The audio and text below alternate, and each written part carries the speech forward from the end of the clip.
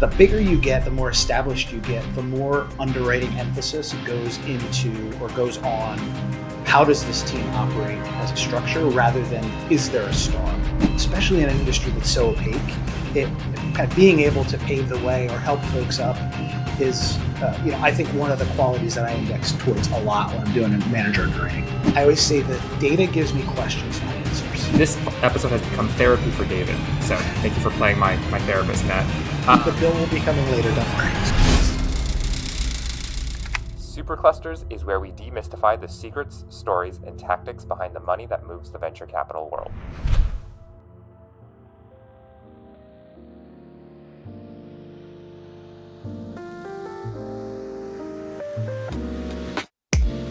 Hello, bonjour, guten tag, konnichiwa, ni hao, and ciao, Superclusters fans.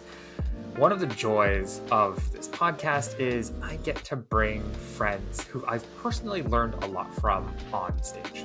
Matt, today's guest, is no exception. You'll probably guess how we first met, as he is the third person on this podcast who has spent time building out of Allocate, along with Samir Kaji in season 1 and John Felix in season 3. Matt Curtolo is a capital allocator, advisor, and board member to a number of fund of funds, asset management institutions, and startups. He's also a prolific writer, and I mean prolific with a capital P, on the emerging manager topic altogether, something I highly recommend you check out on LinkedIn or Medium. Prior, he was the head of investments at Allocate, which has recently passed $1 billion with a B in assets under management and was founded back in 2021. Matt also ran the private equity portfolio at MetLife, as well as Hirtle Callaghan. While we definitely cover our fair share of emerging managers and remote work, as well as how to diligence both emerging managers and established fund managers in venture, we talk about things that Matt has never publicly shared before.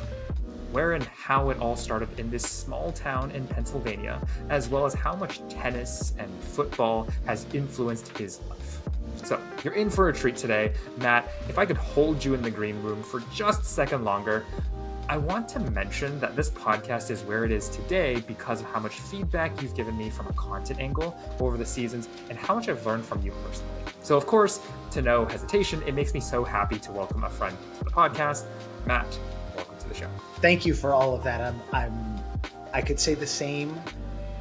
Having been a follower of the podcast since season 1, episode 1, and have learned a lot from the guests, starting with Chris Duvos and, all through all the other folks who have been on. So I am grateful to have been able to consume that, to be able to develop a friendship with you. And I'm excited to share a lot more. I will also mention to our listeners and viewers that I have asked feedback from you before, especially so in the early days about the podcast.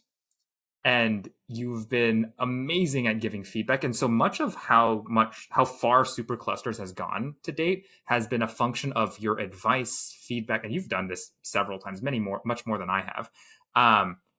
And so how much it's shaped to be what it is today is because of feedback, conversations, and suggestions and question suggestions that I've had from you. Well, thank you. I'm glad to have been a small part of what is one of my must listens whenever there's a new release. We are honored. Maybe to start things off, because I feel like we can go down this rabbit hole of an appreciation podcast for the next 5 hours. But there was something we talked about on WhatsApp a couple of days, maybe a week ago, that I thought was really, really fascinating. And which admittedly I did not uncover during my gym hours in preparation for this conversation. The town in which you grew up in. And I'll let you deliver the punchline here. First of all, what was the name of the town you grew up in? Yes, it was a town. The town's called Roseto, Pennsylvania. I love it. And we're going to talk more about that in just a sec. But from a physiological perspective, why is that town, let's say, interesting to researchers? Well, I can give the whole backstory, and this has been covered in a lot of places. There's actually something called the Roseto effect. So the town is named after the sister village in Italy, about 2 hours outside of Naples, Roseto Valfortore, which the folks came over in 1912 to settle the town.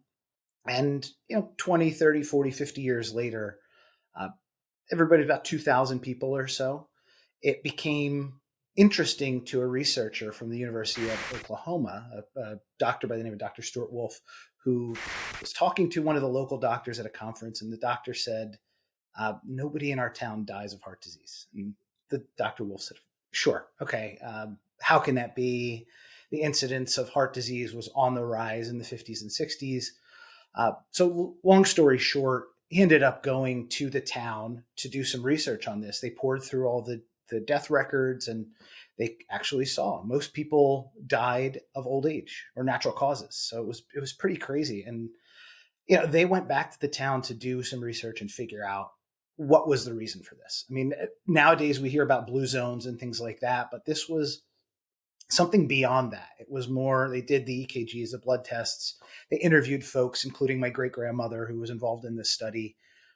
So they were trying to figure out, was this genetics? Was this diet? What was the driver behind why there were no incidents of heart disease when the neighboring towns were 3-4 times that? It definitely wasn't diet. Having been in, having grown up in this same town, we ate animal fat. We ate, it was not a healthy living. It wasn't the Mediterranean diet that you might think of today. Meatballs were cooked in lard, and all the things that you probably would make a cardiologist today cringe. Do you have a seat at the dinner table tonight? I certainly hope so. It's amazing when you look back at all of the way that the lifestyle was. Lots of sweets, wine, cigars. So it was just a really, by today's standards, not a healthy lifestyle. But even with all that, there was still none of these incidents of heart disease. But so all the interviews that they did and the observation of how people lived, the conclusion was the sense of community and culture. They were actually the reason for all of this. Everybody felt safe and comfortable. Everybody knew their neighbors. You didn't lock your doors. Everybody helped each other do anything that they needed. So there were all these social groups and churches, and this, I'd say 50s America, as you visualize that sort of utopian lifestyle. I think of the movie Pleasantville, like where you just see all those perfect houses with the white picket fences. Wasn't to that degree, but in this case, someone was always watching over you, and everybody did everything together. So you didn't have any worry and stress. And there are also other statistics with no suicide, no alcoholism, no drug abuse. No one was on welfare, very little crime. So it was kind of this idyllic little town. And I was fortunate to have grown up there now as a third generation Italian American. So it was a ton of fun. And I think the town itself, obviously, as time has passed, has become more and more Americanized. But looking back, a lot of folks have studied that era and said, wow, this is pretty incredible. You seem to be very much a proponent for the communities in which you've grown up in. You still live in the state of Pennsylvania. And in my experience, you've at least been there for a very long time and continue to live there. But for all those that are not watching on video, behind you, you have a framed picture of what I read, Detroit Lions and the state of Michigan.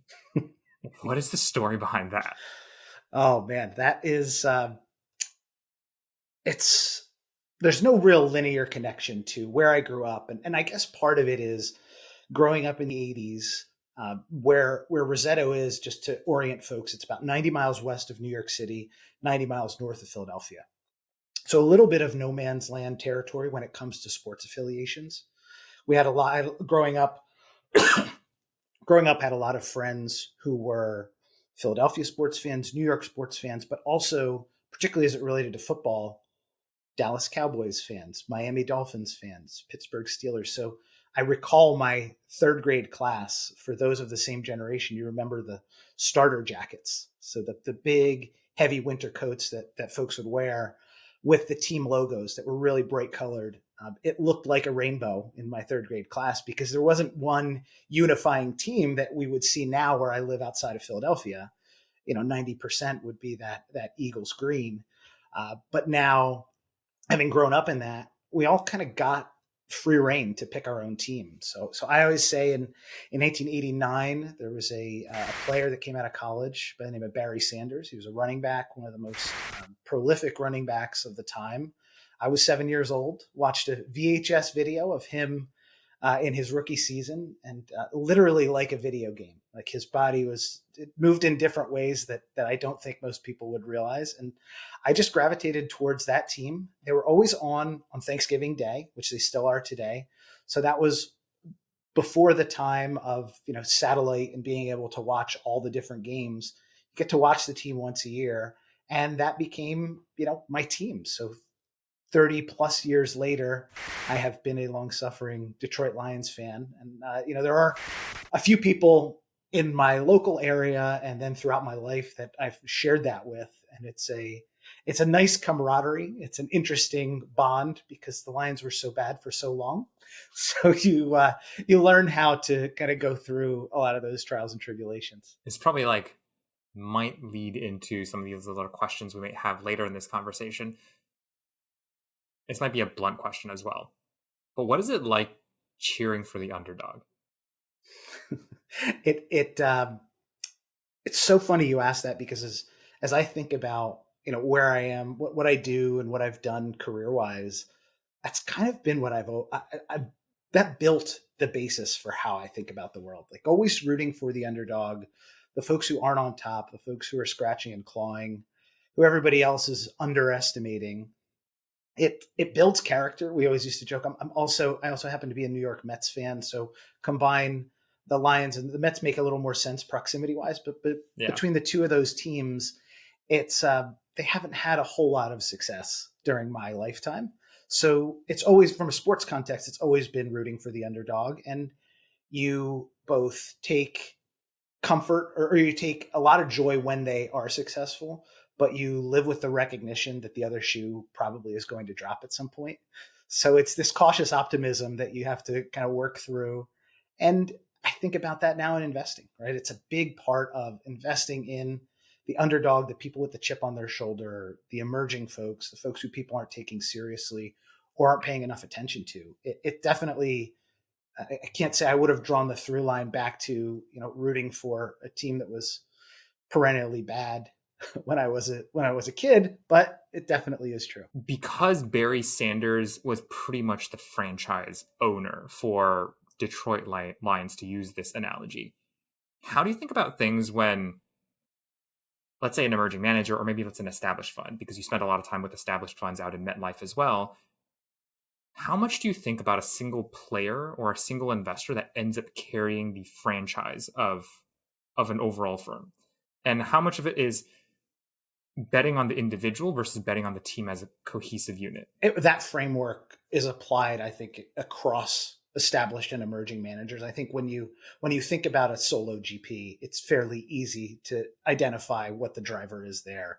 But once you get into more than one person, right? I think partnerships are incredibly hard to evaluate, because not only are you evaluating each of the individuals' capabilities independently, but is it a 1 + 1 = 3 situation? Is there some undertone that you have to underwrite further to figure out, okay, is this going to be magnified, or is there going to be a potential rift between these groups? The bigger it gets, the more and more weight I put on how do these groups operate together, and how are they better together, rather than, we see a lot of spinouts, a lot of groups leaving established firms because they believe they've learned what they need to learn and they can do it better or differently. So the bigger you get, the more established you get, the more underwriting emphasis goes into, or goes on, how does this team operate as a structure, rather than, is there a star?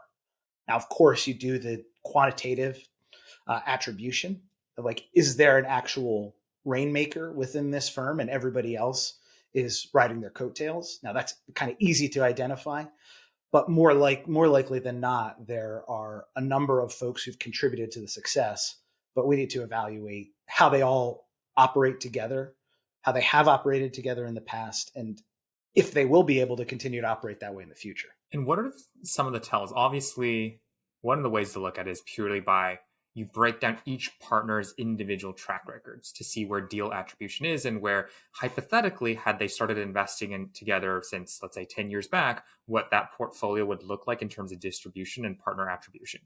That's the quantitative way. What are some of the qualitative questions you would ask yourself or ask the people you are diligencing to understand if they will continue to work with each other and if they work with each other well? Yeah, that is it's the blessing and the curse of investing in this asset class.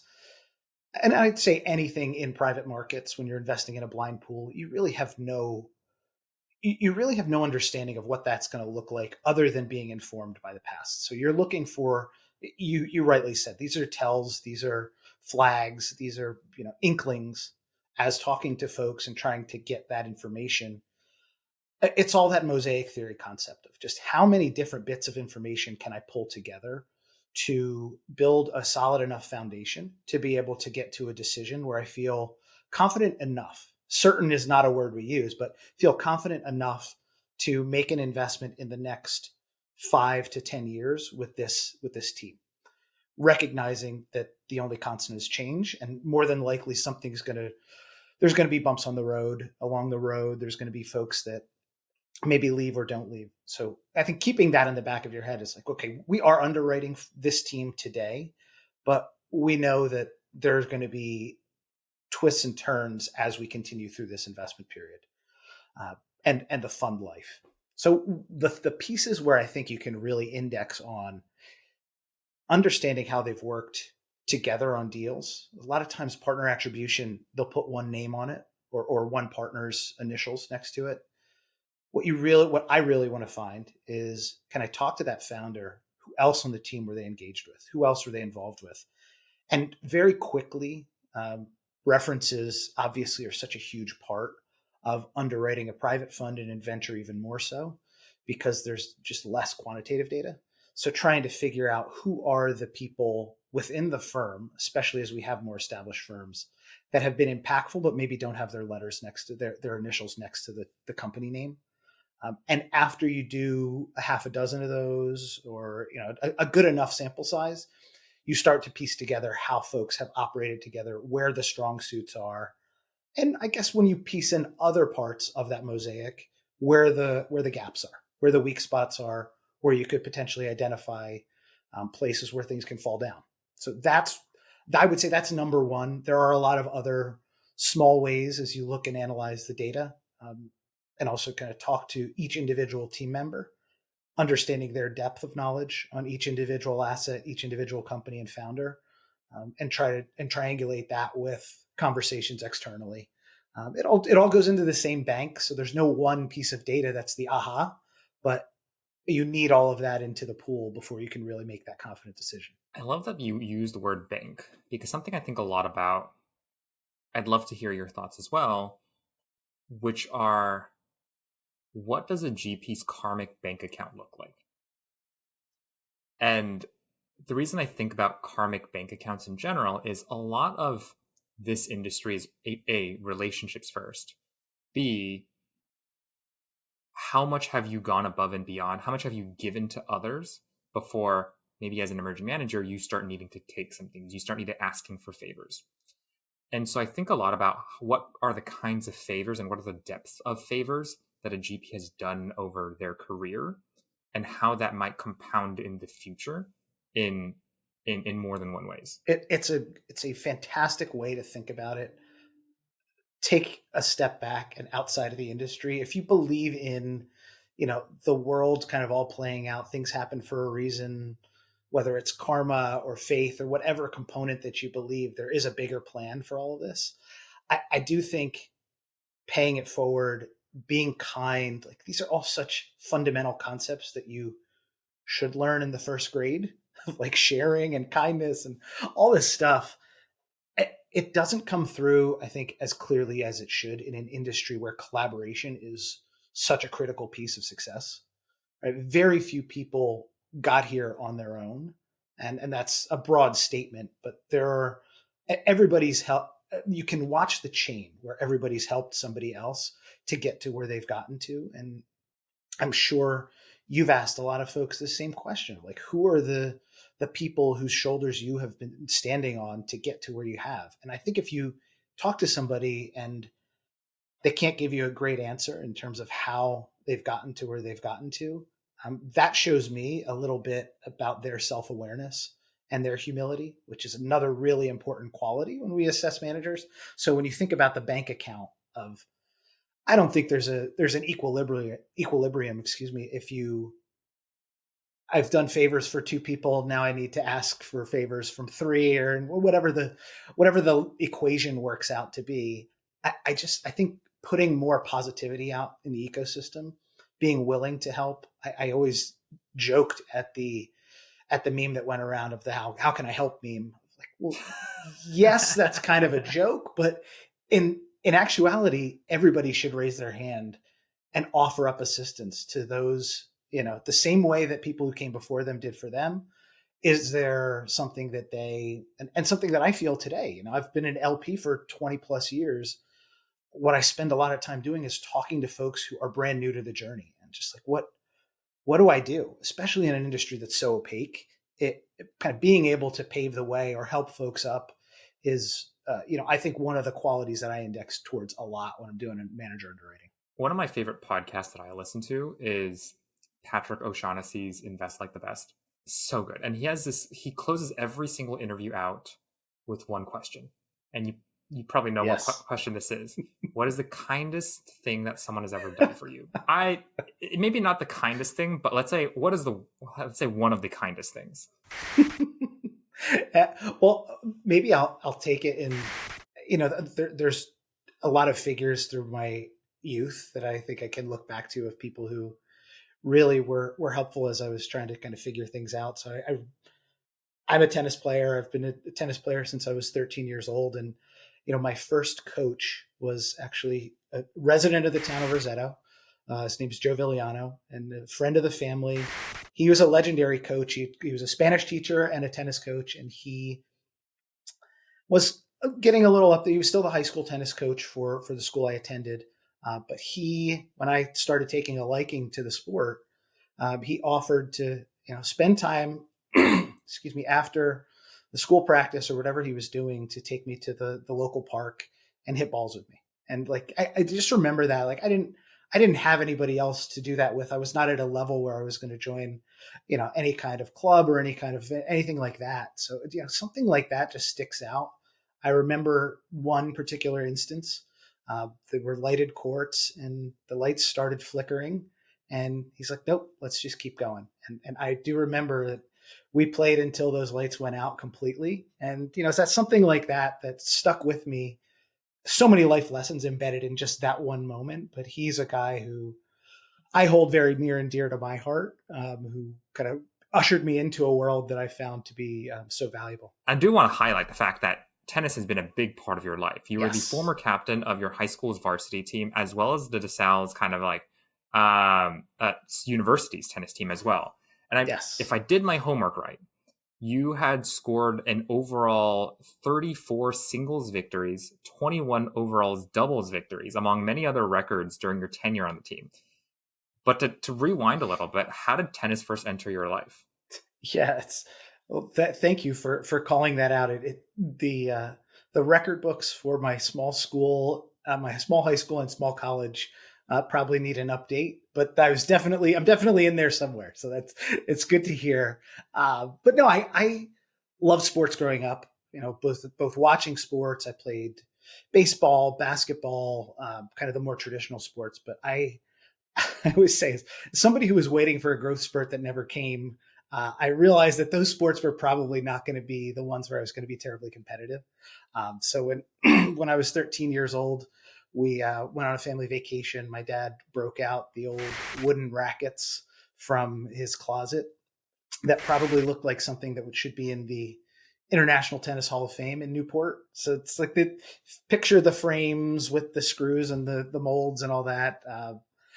And so there were tennis courts at the hotel we were staying at. So we went outside, started playing, and lo and behold, I took a swing with the other racket that I think my mother used once or twice, and the whole head snapped off.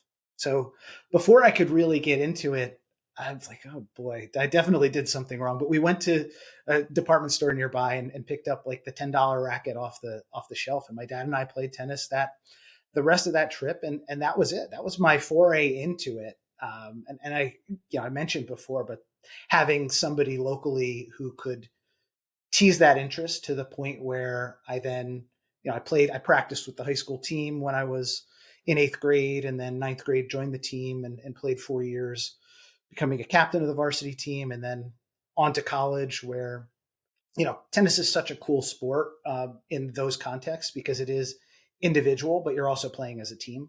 So you get both those aspects of when you're on the court, it's just you and your opponent, but you're trying to win a point to get your team to the victory. So it's that nice balance between me and us, where I feel like that was really great. And then to be a captain, picked by the coaches and the team, that's a really heartwarming thing at the time, but also came with the responsibility of learning what a leader is in that same context. Of it's not just about what I do on the court, but it's making sure, cheering everybody on, making sure everybody was prepared, all that great stuff. In many ways, when you talk about being the captain of a tennis team and motivating people on the team and pushing them forward, cheering them on, I know that is also the role and responsibility of a GP as well, because as the firm grows, they are also the manager of their team. They're the captain of their team. And oftentimes their team members are construed of people with different strengths, different weaknesses, and how they all complement each other. And in many ways, it is to continue to cheer them on and support them. Have you seen any examples that you've really liked of GPs managing and leading their teams in ways that are probably not obvious to most? It's a good question because the short answer is yes, and it just takes all sorts of different flavors. Venture, having invested across private markets, I feel like venture is the most amorphous in terms of the structures that different firms have. Yeah. There's not as much hierarchy in terms of, okay, I report to this person on this deal team and work on this area, as looking at private equity or something a little more structured might look like. So I feel like venture allows for a little more of that latitude, but like tennis, it's kind of this player coach, right? And in my mind, one of the biggest challenges is when somebody reaches that managing partner level and they stop doing deals, right? I remember having a conversation with Peter Barris at NEA. Peter became the managing partner, and he kind of said like, I have a lot to look after in terms of the size of the firm, and I guess I'm implying what he was thinking or potentially saying is that he missed being as much a deal captain as he could have been. So I think kind of retaining that role of, I am responsible for the overall good of the organization, but I also still need to have one foot in the game. I find those are the types of groups that have the best success in terms of doing that. And I said smaller groups like that too, where it's an equal partnership.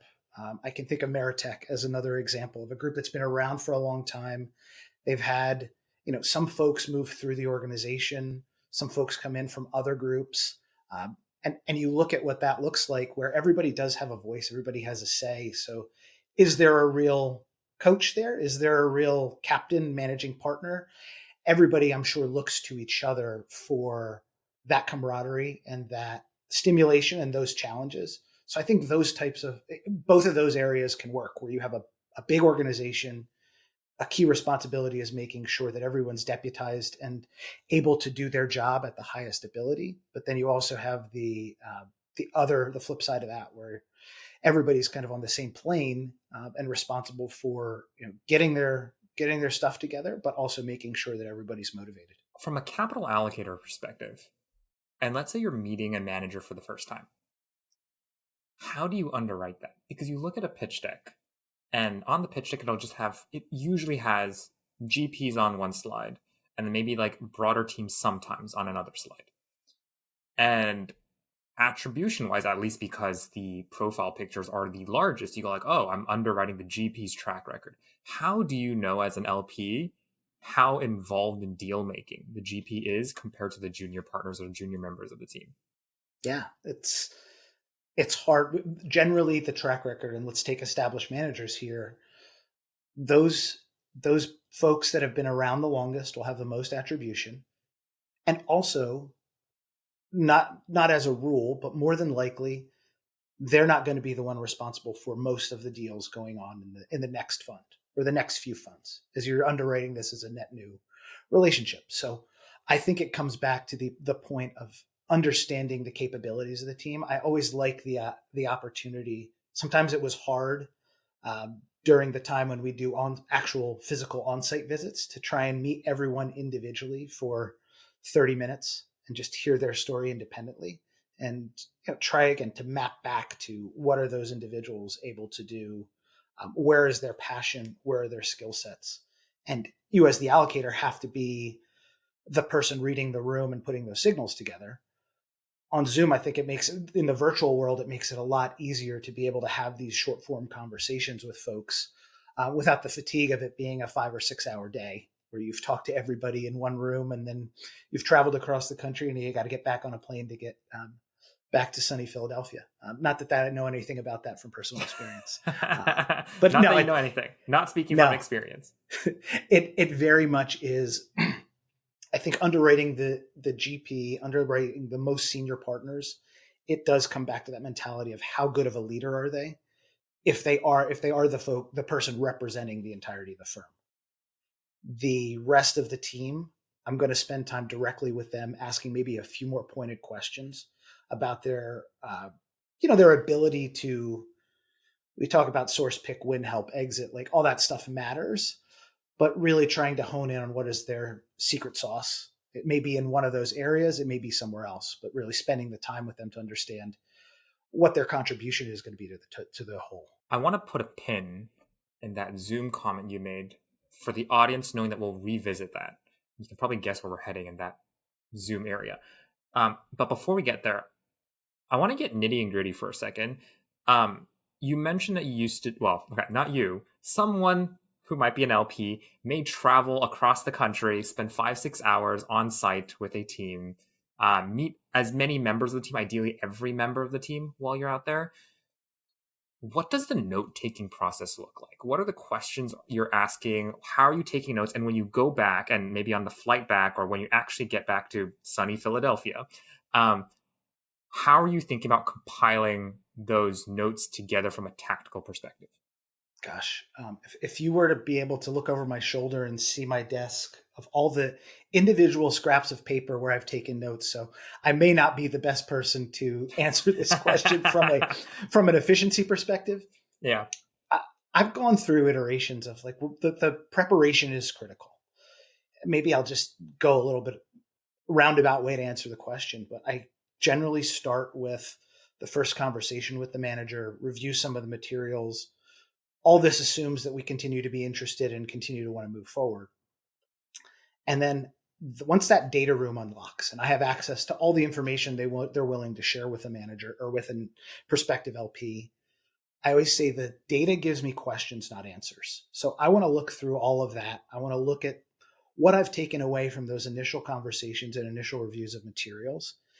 And I want to see if the data corroborates what I've heard or believed, or if it raises new red flags. So that on-site meeting should be pretty structured. I think there are misnomers or, not to poo-poo any of the processes that certain LPs operate under, but there are a lot of CYA type exercises that are part of a diligence process because of the type of organization that you work for or because of whatever the process that you've inherited has been. I'm fortunate to have worked in places that I've either been able to build processes from scratch or refine them to allow us to be more efficient. But let's just say you can go into that on-site meeting, whether that be in person or virtually, with a targeted list of half a dozen to a dozen questions that are going to be the decision makers for you.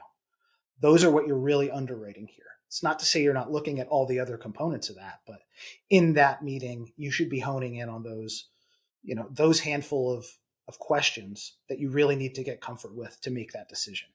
So the note taking there is oftentimes it's the trained ear that's looking for and listening for the answers to those questions, whether it be what you expected or what you didn't. In a perfect world, you have a completely blank slate, but we all know there's biases that come into that based on both what you know and what you've seen in the past.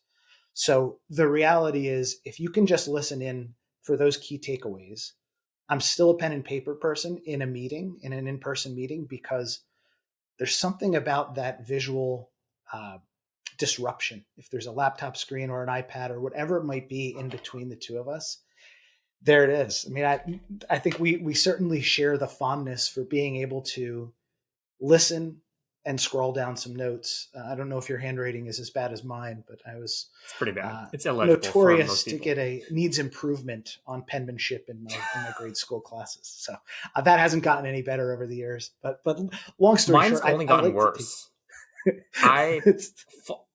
Fun fact. I don't mean to interrupt too long here, but no. In kindergarten and first grade, I won penmanship contests. Like, I was the best. This is kindergarten, first grade, right? I had the best handwriting, at least by the teachers, and I got scholarships for this. By the way, we went to a private school. Wow. About penmanship. Those same teachers will be ashamed to have given me those rewards if they saw my handwriting today. When you get to the point where you write some notes and then you look back at it and have no idea what the actual word is, we need some AI help to be able to decipher your own handwriting. I'm in that camp, but regardless, at least thematically, I can kind of get the notes that I want down. It's not about volume. I always used to joke, the people who would bring reams and reams of paper into an investment committee meeting probably had the least level of conviction around the idea, because they didn't fully understand it. So I think the preparation, the trained ear listening for what you're looking for, and then going back. I always used to use that flight back as just an opportunity to go back through the notes. Where do we need to follow up? Okay, this is something we need to call a couple extra references on. So you really give yourself the plan of attack after that meeting. And all of that culminates into an investment memo, whatever that investment memo looks like for your particular organization. But you should continuously be building towards that. Think of it as a continuum rather than each of these are individual points in time. But the culmination being, I've done all this work, I've taken all these notes, and now I can package it in a way that succinctly gets out the reasons why and why not. I think this is going to be a good opportunity. You know what that reminds me of when you mentioned the many stacks of, some people come to the IC with many stacks of paper. I'm going to paraphrase. I don't remember the exact wording here, but there's like a Mark Twain quote where he says, "I ran out of time to write a shorter letter, so I wrote a longer one," or something along those lines. And in the world in which we live in, it's impossible to get to 100% conviction. No matter if you're underwriting an emerging manager or an established manager, or really any asset, right? There's always going to be an asymmetry of information. And an LP told it to me best when I'm not going to mention his name just because like he said this a couple times, but I don't know if he wants to be attributed to this in particular. But in venture, our job is to launder volatility. And the reason I bring that up is there's so much asymmetry of information. We're never going to have complete information. If we're never going to have complete information, we're never going to get to 100% conviction. And if we never get to 100% conviction, it's really about pulling the trigger when we get to a certain threshold of conviction.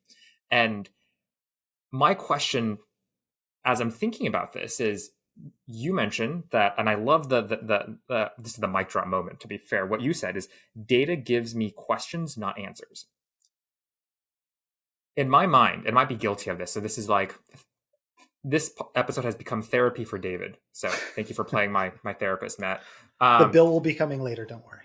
Okay. I hope it's not too much. I can only afford so much. But one of the things I think about is, in my mind, I go in, I collect the data. They give me the docs, the data room, all that kind of stuff. I have questions going into a conversation, assuming I'm in diligence already. I'll go meet people. I'll go ask them questions based on the data in which I have. I get answers from them that, for me, typically leads to more questions. And maybe it's just the way my mind works. I always end up having more questions coming out of a conversation than I had questions going into the conversation. And so I guess tactically for yourself, I don't know if you suffer from the same problem, but how do you know when you've asked enough questions? Yeah. Oh, I've just wrote something about this. Is like, when is enough, right? Yeah. When have you hit that threshold, to use the word you just used?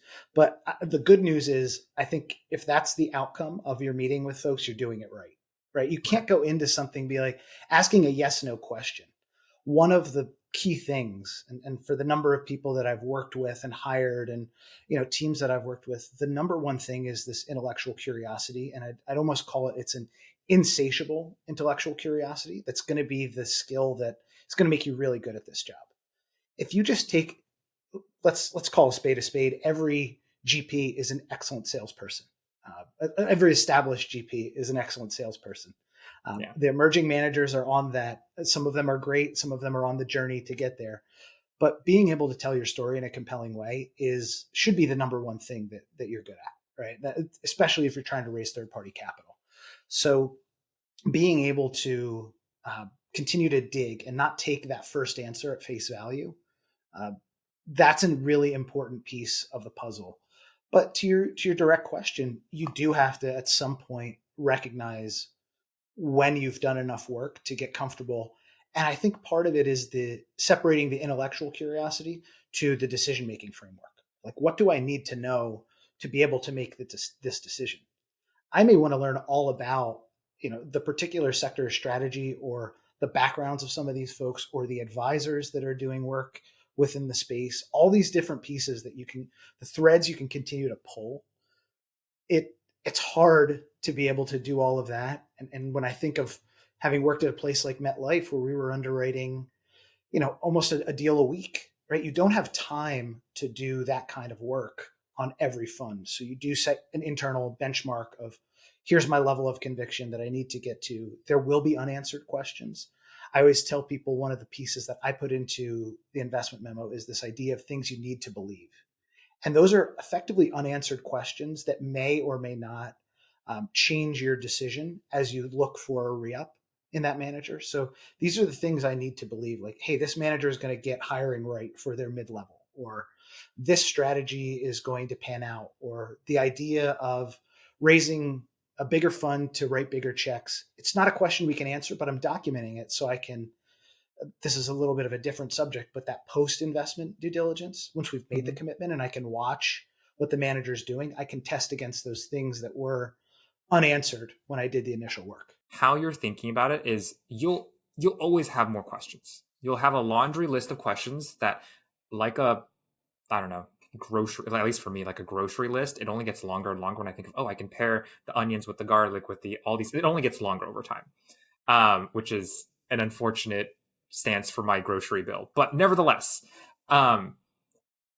you can come up with all the questions, but you should figure out and draw a line of what are questions you need to get to conviction to before you make an investment decision, and what are the questions you still have after you make the investment decision, but before your re-up decision. Yes, that's exactly right. And there's a third class of questions that these are probably not going to be answers that change my decision on this, but I still want to learn more about this because the depth of knowledge, I think the relationship quality and the depth of knowledge that you build from that initial due diligence all the way through, whether you make a commitment or not, these back to our concept of the karmic bank, people are going to remember how you treated them through that process, whether you made an investment or not. If you did make an investment, how you continue to build that relationship. In a perfect world, I think you could talk to almost every LP. They'd love to have the same portfolio of managers that they trust and are continuing to execute and are doing the thing that they told them they were going to do initially. I don't think anybody loves the idea of turnover, which is hard to break in for emerging managers, but inevitably there are people that deviate from that. So, you want to have a depth of relationship. So those decision-making pre-investment and post-investment questions are great. But the rest of that to kind of fill out the body of work is, I think, are the things that really matter. I do want to fulfill a promise to our audience about Zoom. We bookmarked it for long enough. And the question I have here, and you know where I'm going with this, is let's say over the last few years, we're time stamping this as we're recording this in early 2025. And as homework for this, I ended up, as I mentioned before, reading every single one of your tweets. I don't know what the noun version of this on X is called now, but I'm gonna call it tweets because I still call it Twitter. So I read every single one of your tweets. I read every single one of your LinkedIn posts, and you had a large amount of posts. I would say 1 and 2 posts between 2019 to 2022, roughly, of posts dedicated to one topic, and usually accompanied with any permutation of these 3 hashtags, which were hashtag WFA, work from anywhere, hashtag WFH, work from home, and hashtag people first. And in fact, your Medium profile dedicated half their articles that you wrote on the to that topic. And so I'm curious for you in this longer preamble, what can someone do to retain strong culture in a world where there are more and more partnerships that are remote? It's well that clearly is a passion, a subject of passion for me. It's drawn mostly from that initial pull the Band-Aid off moment when we all went remote in the early part of 2020. I'd never been able to do that before, so it opened my eyes to a lot of things. One of the things is how I work best, and the other piece is when you are fully distributed, what do you have to do to continue to build on how you had done things always. I think most jobs in our world had been done primarily within an office. So how do you I gave you a little more preamble just in terms of why I think about it and how I've kind of looked at it, but have worked in now for the last 5.5 years in a remote capacity, have managed teams, have hired folks, have done full due diligence processes. Everything has worked throughout that. So I think that's one kudos to all the naysayers who say, remote cultures, we got to get away from that. That doesn't work. It can work. It has worked. I'm sure there are places where it doesn't work. So I don't want to make the blanket statement that everybody should do it, but the opportunity to have that flexibility just means you have to be more intentional about everything you do from a people perspective, from a workflow perspective, from a tools perspective. So all of this stuff you have to first opt into. We believe that letting people live their life in a way that doesn't require them to be proximate to a headquarters, to be chained to an office for a certain period of time, to actually bring in flexibility and understand that that's going to hopefully magnify the productivity of that person and the firm as a whole. So, the rising tide in this case is if you have a much happier employee base, workforce, the productivity and everything that's happening at the company should be more positive. So what can people do to make that culture strong? A lot of people have talked about it. A lot of people post about it, myself included. But this concept of people first is one that I always come back to. It's thinking about what that individual needs, meeting people where they are to be able to do everything that you need them to do from a professional context without feeling like there's an ultimatum or there's some kind of drawback to what they're doing. Is there something that they would rather be doing than being here, which then puts them in a different headspace? So one, can you give them the right tools to be able to communicate effectively, to be able to have transparency into where things are at? I could go on many rants on the number of communications and productivity tools. We've got that in spades now. So pick your favorite and you can use it. And I think that solves a problem. You just change your modality rather than I'm going to shout over the cubicle next to me. I'm going to send somebody a message, a text, a Slack, a call, whatever it might be. Figure out what works best and make that a key part of what you're doing. And I think the funny part of culture is I chuckle because if you remember in 2020, there were all these virtual happy hours and all these sort of contrived opportunities or ways that people were thinking about how do we make sure everybody feels connected. It has to be natural. It has to be how people interact on a regular basis. And I can go all the way to the other direction and say what you really do need is to have some in-person interaction to be able to continue to forge those bonds with newer folks, because there is no replication of being one-to-one in a physical sense.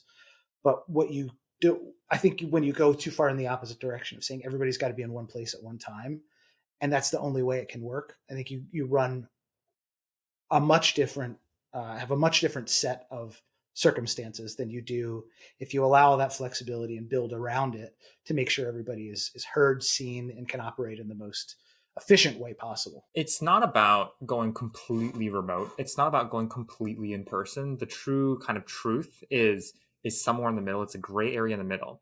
You mentioned that there's probably still a cadence where people need to have in-person interaction. In your mind, either through experience or what you've seen from others, is there a minimum cadence of in-person interaction that is necessary to still retain that culture of a remote team? I don't know if there's a minimum. I think I'd say there's different types of work, different stages of career. You can argue that people earlier in their career may need a little bit more of that interaction to make it feel more tangible. If their first experience is in a remote capacity, that may be tough to really acclimate and understand what the culture is or how people are going to interact. We did at Allocate, we did a lot of regular meetings. I spent a lot of time on the West Coast with the team. That was maybe a week or two a quarter. Is that enough for people to get together? I think for a small team, you can be a little more flexible about where you meet and how you do that. But the reality is it's whatever works best. And I think that's where this model breaks down and where this bifurcation in the argument is. It's either this or that. It's either remote or in office. And hybrid, while it sounds great, it still requires you to be in the proximity of your office. You can't really work from anywhere, or you can't really work in a true remote flexible capacity. It allows you a little more flexibility. So I say way better than being in the office full time. But I think you have to have some cadence that makes sense for your business, whether it's centered around a business activity, whether it's like, hey, we do our quarterly offsites, everybody gets together, we talk about the business, we do some strategy work, and then we get to spend time together. Or where I think it's better being really intentional about, this is a social gathering where we get to fill up our cup with each other's, camaraderie and spending time together, building more trust, rebuilding trust, all those sort of things that might erode if you get a Slack message at 1 a.m. and you start to curse out the other person from your bed and you're thinking about it for hours.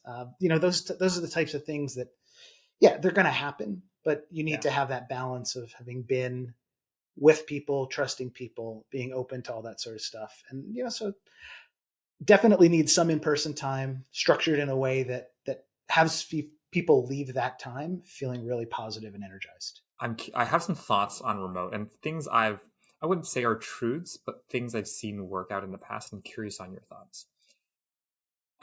Which is, you're right. A lot of it does depend on structure. I believe in-person time is best spent on two categories of topics, if you don't mind. One of them is brainstorming sessions or tough decision sessions. I think they should almost always be in person. And why they should be in person as opposed to remote is as good and bad as Zoom is per se, or your flavor of the month, like Microsoft Teams, Google Meet, or whatever. Or in this case, we're using Riverside.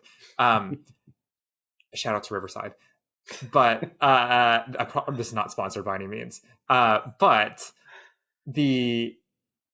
you can only have one conversation at once when you're in a Zoom meeting. Zoom is not designed for some people to sound more distant than the next person. And so when everyone's listening to only one person at a time, and it's really hard to interrupt folks. But the best brainstorming and or tough decision sessions need people to interrupt, need many different conversations to happen at the same time to increase the surface area for serendipity to stick and to arrive at the final idea. So a lot of these brainstorming things actually like in person. That's one type. The other type is celebratory sessions. Like if the company's hit a milestone, or you've just hosted like an AGM or a conference, that is something to celebrate because everyone was working their ass off. I apologize for the children listening to this podcast, but working their ass off up towards this deadline, and culminates in this ultimate reveal to the public. Could be an AGM, could be a conference. It is worth in the few days after that, as everyone's unwinding, to celebrate together in person. Additionally, And this depends on the size of the team in which you have. If you have a small team, the truth is you're going to be hiring people opportunistically, and people are going to be coming in and no one really knows. But after you get to a certain size, I don't know what this number exactly is, but maybe 50 people, maybe 60 people, when you start hiring and there are cohorts of people joining. So instead of like one-off things, that you hire people in like groups of 3, 4, 5, so to speak, as they're joining the team. I'm a big believer that when it's in hiring season, quote unquote, there should be an in-person, let's meet all the other team members or as many of the other team members or in your sub-organization within the first 6 months of a new cohort joining an organization, because that creates that bond, whereas being on Slack or Zoom doesn't help me with. I think that is a really good framing on both the work product, right? Getting in the same room and being able to shout ideas. I have a visceral memory from my time at Allocate when we were all in a hotel room we had them wheel a whiteboard in and we were all throwing ideas out. It was incredibly productive, and it's not something we could have done in the context of how we operated on a day-to-day basis. And that's okay. That's a really good use of in-person time together. Do you need to do that every day? Probably not. But there is a use case where getting together and spending the time doing that, and then going back to your remote location and building that up.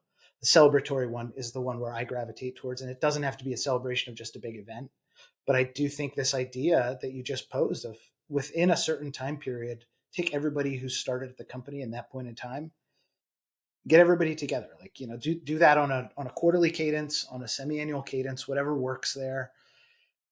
Also keeping it pretty consistent, like knowing that there is an opportunity in 3 months that I'm going to get to see everybody. I can't remember where I read the stat, but the dopamine you get from planning something versus the actual experience itself are wildly different. So the anticipation and the build. So knowing that every quarter we're going to get together in, name your time and place.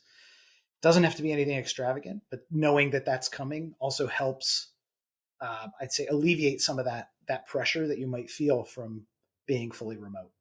100% agree. All right. We're coming back in the fourth quarter of the game here. And this is the moment where Matt, we talked about this sooner, turn the hat. Yes. And for the listeners that aren't seeing this on video, Matt is wearing a cap. We were joking about this before we started recording, that when we get into the serious moments, Matt needs to turn the cap 180 and to go like, I cited Ash Ketchum from Pokemon, but that just shows the generation I was born into. Matt, I believe you cited Sylvester Stallone from, what was the movie again? I took notes of this. Over the Top. So it's Lincoln Hawk from Over the Top, which if for those that haven't seen it, please run out and watch this great story about a truck driver and his arm wrestling journey to win back his son. I love it. I'm going to tune into this weekend, by the way, because you mentioned there's a series of 80s music that is really compelling. And so I'm going to tune to it for like a music element of it on top of just Sylvester Stallone in his prime. But this is where I don't have a better name for it. The audience or you can suggest better names for this category of questions. But as of now, we're going to call it the quick fire round questions. But there's something you foreshadowed earlier in this conversation, which I don't know if you intentionally decided to foreshadow, but we're going to come full circle here, which is the idea of walks. And for the keen ear of who are listening to the part where we're talking about podcasts and Patrick O'Shaughnessy and all that, the stuff you listen on walks, I'm curious for you, what was the last major idea you came up with on your mandatory morning walks? Yes. Well, it's the time where I usually listen to podcasts, right? So it's, I live in an area where I'm able to walk out my front door and be able to walk for a good amount of distance if I so choose. So I gauge my walk length by the by the podcast length. But I also do a lot of brainstorming. I write a lot, so that's where most of the ideas, they're usually spawned from something I hear in a podcast. I'm the guy. I'm listening to the podcast walking. Picture me a month ago with a heavy jacket when it was 20 degrees here in suburban Philly. I'm taking notes on my phone of like, oh, this is a great line. I got to come back to this, or timestamp it, whatever it might be. The interesting one, and I'll tease this, I started this idea of the alphabet soup for venture, of kind of thinking of every letter of the alphabet and what word is synonymous with this. It may be a word that has a meaning somewhere else, or a word that is often confused or often misunderstood. So that's a project that I have on one of the sheets of paper on my desk. I love how coincidental this conversation is. Just yesterday, I was chatting with someone who I'll be honest, I recently met at a large financial institution who has both a 3-year-old, so they call it what, three-nager or something, as well as I believe a 6-month-old, but don't quote me on that. But it's in the months, like less than a year old. And she was talking about how the three-nager was usually, when we think about alphabets, we think of A for apple, B as in B or whatever it is, right? But because her son had consumed so much knowledge at a very young age because the family's fascination with astrophysics and extraterrestrial things, when she was saying A for, most kids would say A for apple. Her kid said A for asteroid. And then B for binary star. Wow. And this is a 3-year-old, by the way. And it was just a really fascinating conversation of the, let's say, information diet that kids get.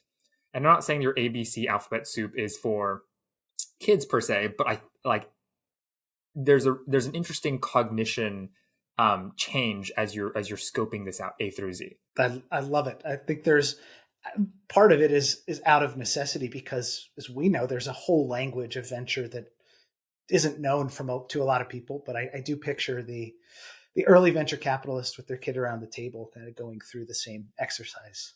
You're gonna write a children's book. If you want to phone a friend, kind of thing. Paige Doherty at Behind Genius Ventures has written a children's book on venture. A is for alpha. A is for alpha. There we go. We already have our A's. That'll be the name of the book as well. Yes. Okay, so last question here. Before we immortalize you into the hallowed halls of Superclusters, I'd love to ask you one more question. And when you think about the final form that Matt Curtolo takes and the body of work in which you leave behind, how do you want that sculpture to take shape? Well, I hope it's built out of what I looked like when I was playing tennis in my early 20s rather than my early 40s. So, that would be the first step. But no, when I think about the journey I've been fortunate to work in some great institutions at interesting points in time with great people. Where I sit now, I feel like this foundation of serving both LPs and GPs and making this ecosystem just a little less opaque. I hope that comes through in the body of work at the end of the day. Coming on here with you is awesome to be able to, just chat with my friend, but also to be able to share a lot of information that is behind a shroud in a lot of cases. So I think both LPs and GPs need more resources, and that's where I sit now, is having kind of lived this journey thus far, to be able to bring that to both of those groups of people. In a small way, to be able to bring everybody up to the same level, make the day-to-day a little bit easier, make the market a little bit easier to navigate. But that would be, I think, where I would love it to end up. And, hopefully having helped some of the next generation's managers get into business. And there is no better way to end than on that note. You do, and you tease this with the alphabet soup for venture and all that. You tease this with the writing earlier in the conversation as well. You do write a lot. And so I'd highly recommend people to follow you on literally all the platforms, LinkedIn, X, Medium. But if there was one place where, let's say it's the venture curious LP or the GP that wants to learn more, where's the best place for people to find you? LinkedIn has become the place where I tend to write a little bit longer form, so LinkedIn has become the place where I post most of my thoughts, but a lot of it links into the Medium page, so both of those places will be the best places to find me. I love it. All right, Matt, thank you so much. I always enjoy friends being on the podcast. I enjoy learning from friends as well. A lot of this we've had private offline discussions about, and I just thought it was about time that we share this with the world as well. Love it. Thank you so much for having me. This was a blast. Absolutely. All right, Superclusters fans, until the next, see you soon. You know enough to be able to be confident enough to go in a different direction. I grew up personally on the Nintendo 64, which is also like an old, and I think they're bringing it back. There's a 2025 version of the Nintendo 64. There is. Oh my God. What the nostalgia of that system. Amazing. I still have it. It still works. I still like one of the proudest things. I would call this like a family heirloom at this point. Is there a Nintendo 64 and it has Mario Kart. It has this OG like game like Pokemon Snap. Speaking of Pokemon, right before we click the record button. But it was good days. Good days. We have so this will date me, but I was in college. That was the system we took to college and played. Wave Race was the name of the race. You were on a jet ski. I do know that one. I didn't have it. My friend had it though. Yeah. That was, we'd play that for hours. And then GoldenEye, the Bond game. Oh my God. I was not very good at it. So nobody ever really wanted me to play. So it was like but that was the precursor to so many different first person shooter type games where it's like, oh my God, it was so cool. I remember, so I really wanted, and this is, they're not even recording, but whatever. Or I guess we are recording, but GoldenEye as a kid was always the game that I really, really wanted. But my parents like violence as a kid. I mean, we let you watch the Bond movies already. Should be good enough for you. Yeah. You don't need more violence in your life. So I was like, as a kid, prohibited from like really violent games, which obviously these days, like I think a lot of like 10-year-olds now play like shooter games and all that. Sure. Which is insane. But GoldenEye was always the game I really, really wanted. And I never got to play. Fast forward to college. My first class ever that I took in college was the history of video games. Oh, come on. That's awesome. It was the best class ever because research was play these games from a bygone era. And one of the games in which we played happened to be GoldenEye. Oh, wow. I have so many nostalgic feelings, not because I played it during the era, but because I played it after and I saw kind of commercials on these as well. Sure. And I don't know. I have many things to say about that. This is first, a course like that. I want to go to Berkeley and take that course if they still offer it. But I wonder what nostalgia would be. Like that would be such a cool thing to experience where it's like now I just wrote something where I talk about the Commodore 64, the old computer that we had growing up that had the pixelated games, but those games that's my 9, 10, 11-year-old self, my first experience with a computer. Like, oh my God, this is so cool. So I know. I think I saw what you wrote about that because I believe you were playing games like Jumpman, Impossible Mission, Pole That's Position. Correct. Yes, it is. I've never played on the Commodore 64, but I was reading your post and I started looking into it because of the post in which you wrote. And that set me down a very fascinating rabbit hole. You can get the emulators now and you can play all those games. So I didn't realize it. I'm looking for like a picture that looked like the computer, the setup that we had, where the keyboard is, the size of, a couple cinder blocks. And it was just a massive piece of equipment. And your little joystick with one button. It was great. It's the best kind. It was the best kind. Do you remember? Okay, this is like, we've gone full into gaming. And I will say you will probably empathize with one other guest who's been on the pod as well. Abe Finkelstein. Sure. From Vintage. He is I don't know if he actively says he's still a gamer, but he was a diehard gamer. And he had gone to great lengths to prove that he was a gamer. There were certain games. What was this? I'm forgetting the name of the game. There was a game he played. We brought it up on the podcast as well, where it was effectively like a maze runner kind of thing where it's like, 2D and all that joystick, one button as well. Mm-hmm. And if you got above a certain score, you would take a Polaroid picture of that score. You would mail it in to, totally forgetting the, Something Explorer, Something Explorer. You would mail it in and they would give you like a Letterman jacket patch that you can then put on your Letterman jacket or whatever it was. That's proof.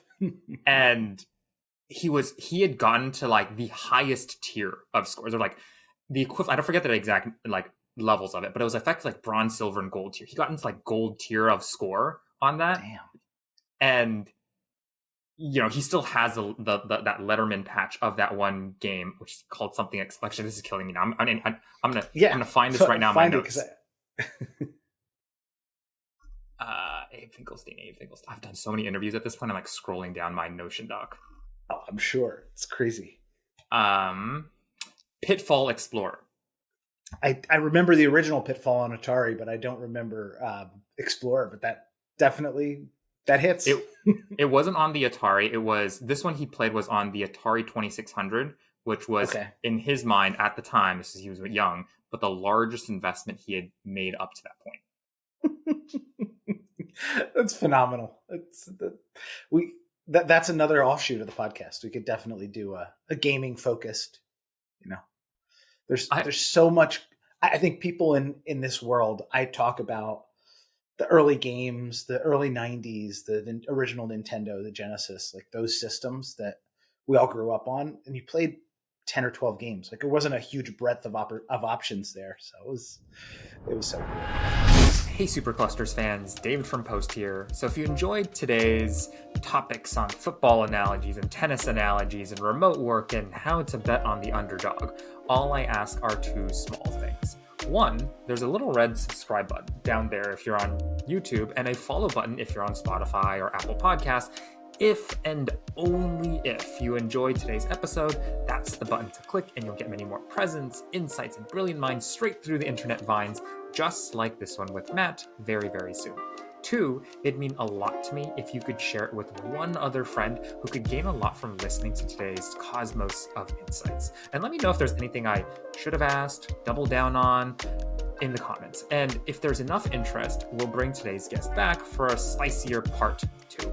I made a promise to record 100 episodes of Superclusters, so every comment, question, review helps me make this experience better for you, more helpful, and more fun.